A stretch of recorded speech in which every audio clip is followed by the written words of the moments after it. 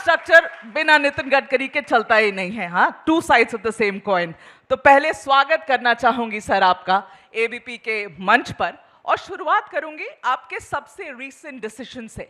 आपकी सबसे recent decision 15 अगस्त को, जब आपने फास्टैग पास को लागू किया, और आपका ये सबके लिए है, आप लोग सब सुनिएगा, वेरी इंटरेस्टिंग। फास्टैग पास आपने शुरू किया है, 3,000 रुपए एक बार मैं भरूं, मैं 200 टोल क्रॉस कर सकती हूं।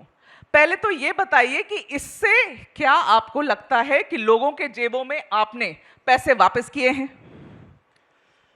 देखिए, पहली बात तो ये कि बहुत लोगों की ये तकरार थी कि हमें टोल देना पड़ता है और टोल बहुत ज़्यादा है, और इसलिए हमने ये जो पॉलिसी लाई है कि एक टोल पर जहाँ 150-200 रुपये देने पड़ते थे, अब 15 रुपये में काम होगा।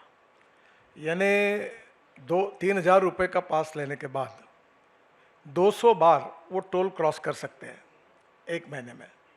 तो इसका सबसे बड़ा फ़ायदा ये हुआ है कि जो आम आदमी, क्योंकि आजकल middle class, lower middle class सबके पास कार है छोटी, और ये बात कुंभ में ध्यान में आई कि बड़े प्रमाण पर करोड़ों लोग देश के कोने से अपनी गाड़ियां लेकर प्रयागराज आए थे, तो स्वाभाविक रूप से टूरिज्म भी बढ़ा है।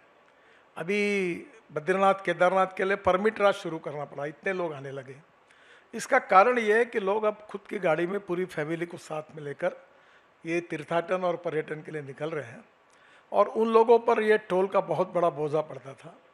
और इसलिए हमने ये जो स्कीम निकाली है, इसका सबसे बड़ा फ़ायदा ये है कि अब उनको निश्चित रूप से 15 रुपये एक टोल का पड़ेगा, 3,000 रुपये हमारी कॉस्ट है। दूसरा फ़ायदा ये है कि रुकने की ज़रूरत नहीं गई।